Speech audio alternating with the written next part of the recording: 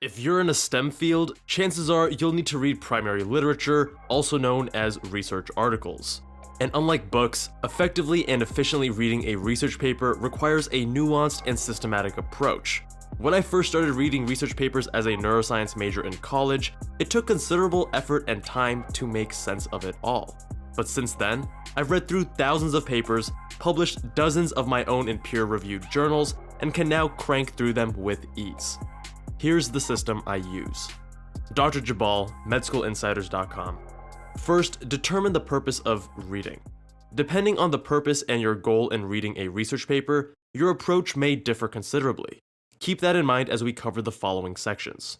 If you're reading a paper as a requirement for class, like I initially had to for my neuroscience courses, you will be focusing on comprehension rather than on determining utility.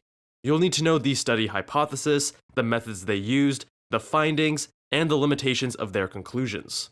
As you proceed with your medical training, you will likely write many of your own research articles.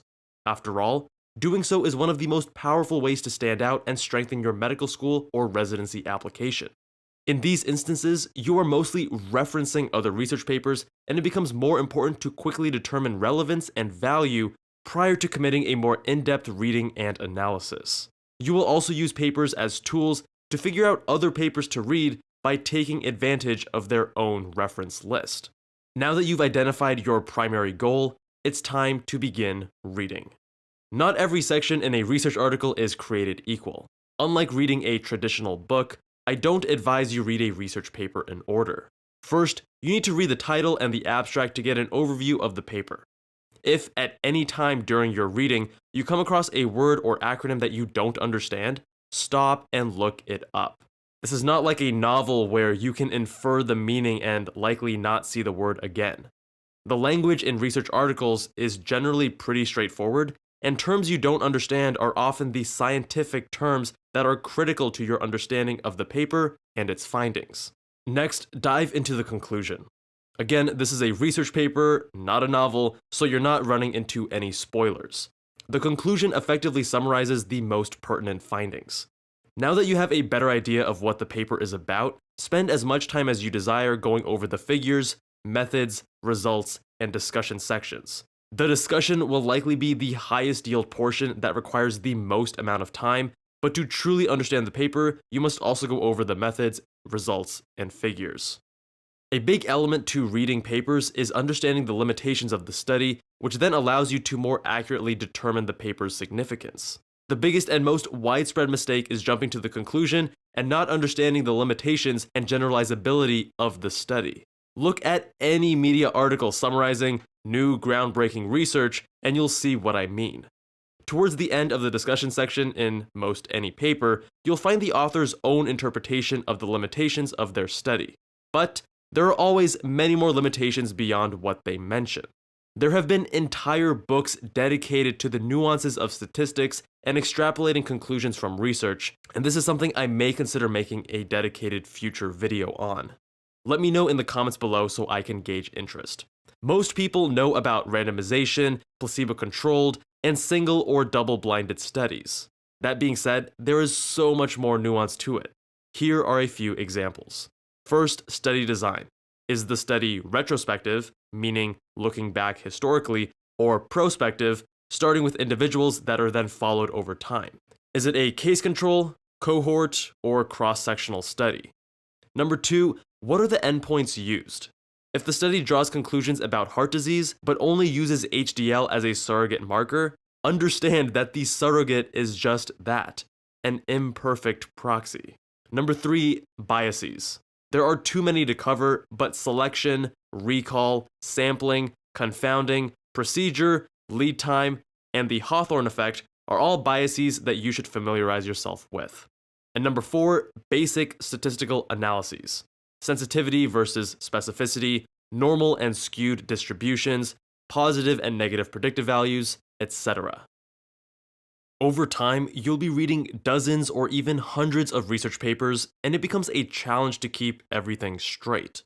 Again, depending on the purpose, there are a few options to consider. If you're reading as a class assignment, I recommend you print out the paper, highlight, and annotate in the margins as needed. More recently, I have done this on an iPad with the Apple Pencil, such that printing out was no longer necessary. On the other hand, if you're reading in order to write your own paper, start using a citation manager immediately from the beginning. EndNote is often referenced as the rather expensive gold standard, but Mendeley is a free and quite sufficient alternative. As soon as you begin reading papers, import them into your citation manager. In a separate Word document, begin jotting down the key points of your paper that are relevant to your own project. This notes document will now become the main resource from which you will begin writing your own paper.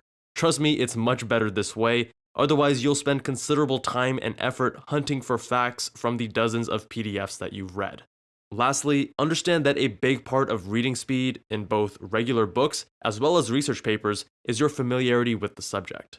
I started off reading neuroscience papers quite slowly, but as my expertise in the area grew, I was able to breeze through them. I knew the anatomy and terminology like the back of my hand, and coming across terms like CA1 versus CA2 neurons of the hippocampus no longer required additional processing.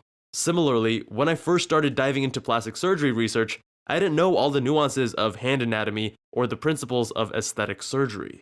But as I grew to understand more, reading and understanding the literature became second nature, and once again I was able to breeze through them. It's important to keep this in mind to make sure you don't get discouraged. If you consistently apply yourself to reading research articles and follow these steps that I've outlined, you'll be tackling papers with ease in no time. Like it or not, being proficient in research is an essential skill if you want to go to a top medical school or residency program. In a certain way, there's a science, but also an art to bolstering a solid research CV and securing impressive letters of recommendation from your PI. You can check out my own personal list of research articles, abstracts, and presentations on my personal website at kevinjubal.com. It's currently over 60 and counting. Being proficient in research was a huge part of my own success getting into a top medical school and highly competitive residency. It's a challenging ordeal, and very few people know how to address this for maximal effectiveness.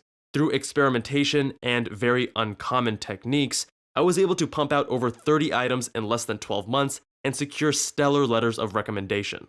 Visit medschoolinsiders.com to learn how our team of top advisors can help you master your own research and present your best self in your application and interview. I created this video because you guys requested it. If you have any other requests for other research-related videos, let me know down in the comments below. If you made it this far, then there is a lot more content on my Instagram that you will definitely enjoy. Check out @KevinJubalMD and @MedSchoolInsiders. Thank you guys so much for watching, and I will see you all in that next one.